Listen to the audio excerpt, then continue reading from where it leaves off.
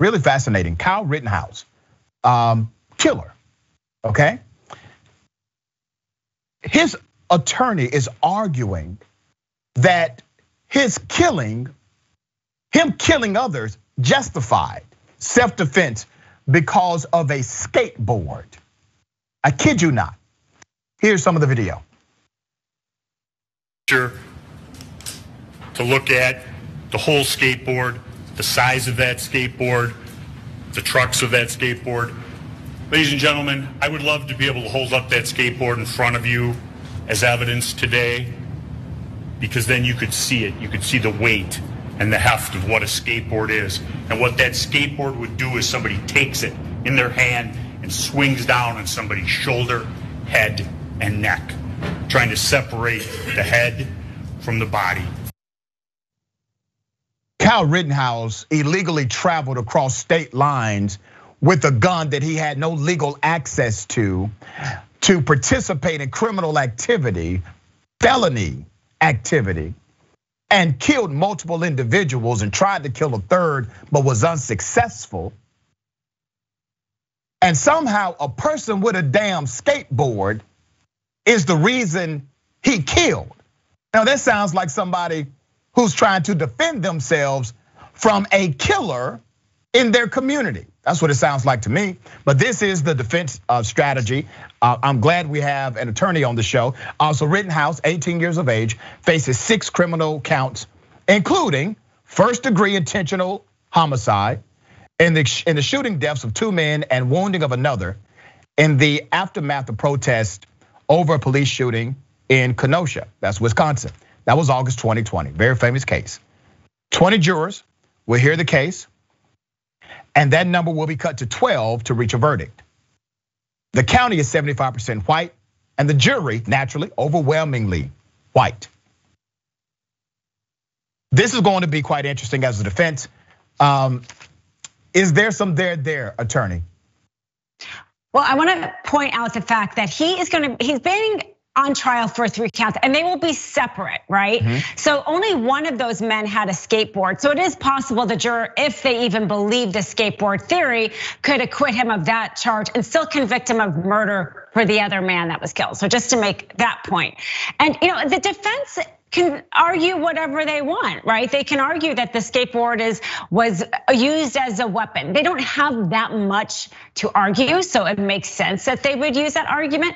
But the fact is, they have to convince 12 people that his use of the skateboard was so threatening that it entitled a person to use harm. And I think that the most difficult fact for them to overcome is that the man who did try to hit him with the skateboard then turned around and ran and was shot in the back. So, we always kind of say, like, be careful what you say in opening statement, because you really have to back that up. Otherwise, you just lose the jury. And so even if this man is claiming the skateboard is so big and heavy, it could really hurt him, how do you explain away the fact that he didn't shoot him when the man was on top of him with the skateboard, but actually running away? Who cares then at that point how big that skateboard is? And I think that fact is the thing that the prosecution is going to be able to really use in this case. Attorney Dahl, my law professor would be so proud of my next question to you. Kyle Rittenhouse was obviously in violation of the law. Obviously crossed state lines in additional violation of the law. He was in that state without having lawful access to the weapon in the first place. He was engaging in unlawful behavior, unlawful activity when this happened. How much of that weighs on the probability that there's no justification for him killing anyone because he was in fact under an unlawful dynamic when he engaged the citizens?